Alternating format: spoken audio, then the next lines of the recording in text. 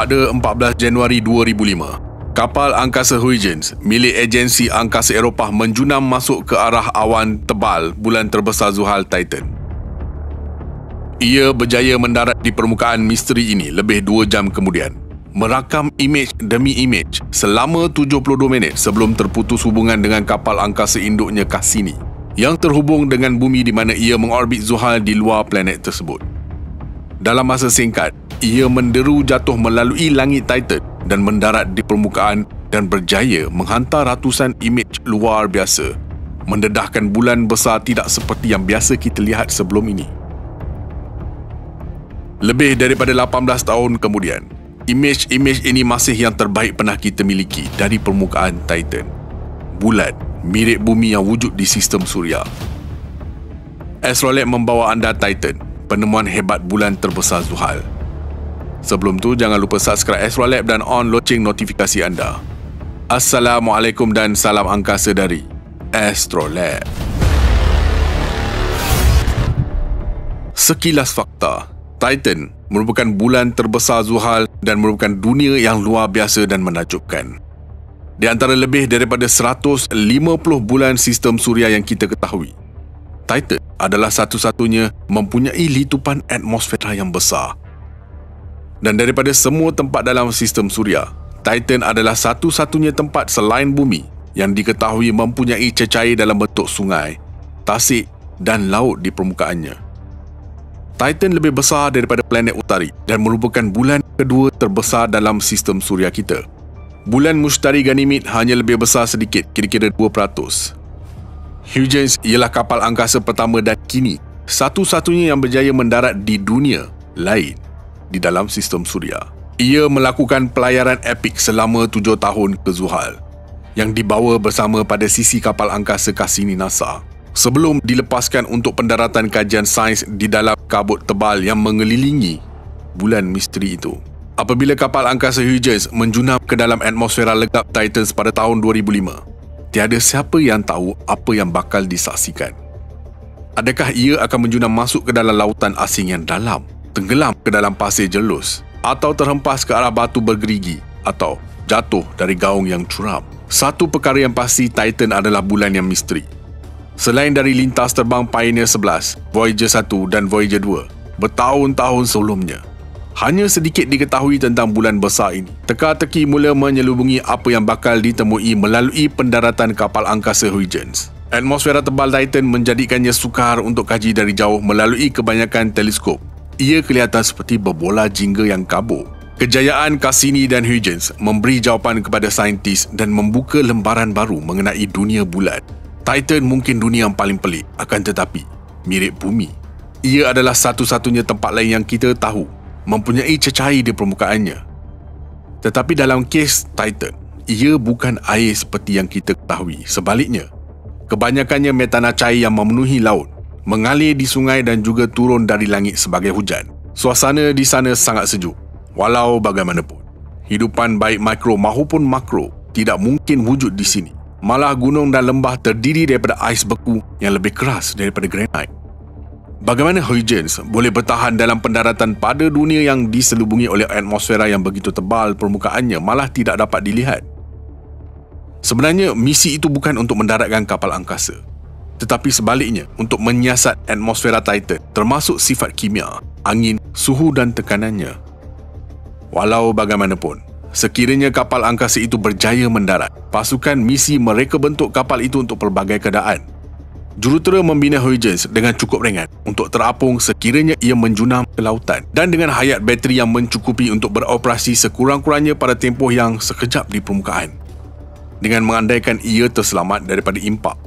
Secara keseluruhan, Huygens telah direka bentuk sebagai probe pendaratan yang akan mengumpulkan semua data sains semasa ia melakukan terjunam bebas.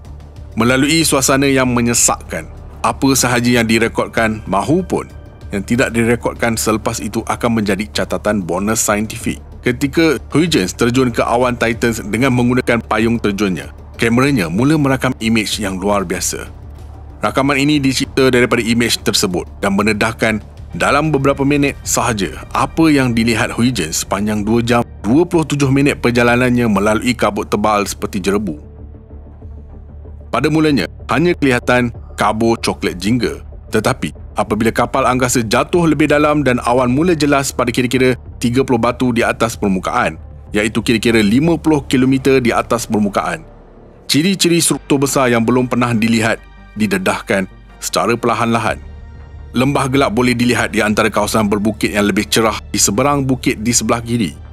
Dua garisan selari gelap kelihatan yang merupakan sebahagian daripada sistem bukit pasir luas yang menutupi bulan.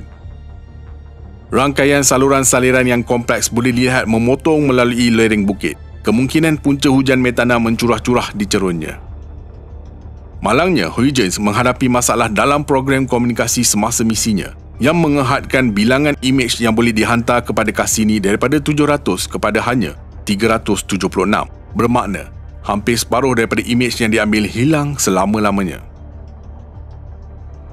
Tetapi imej yang berjaya dihantar masih membolehkan kita melihat di bawah awan Titan dengan terperinci yang belum pernah berlaku sebelum ini.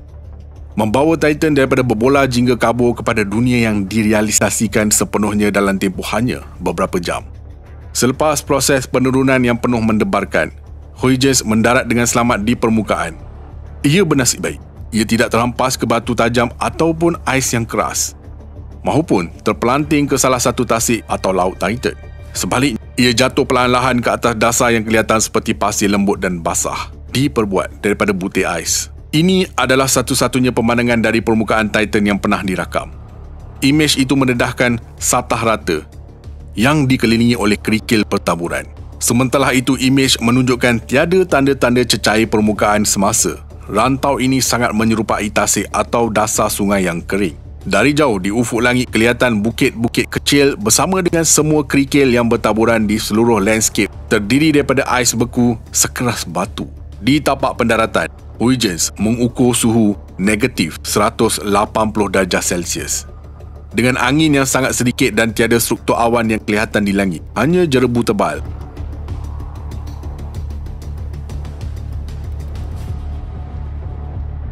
Selepas 72 minit komunikasi dari permukaan Titan, akhirnya Cassini dan pautan ke bumi hilang di kaki langit.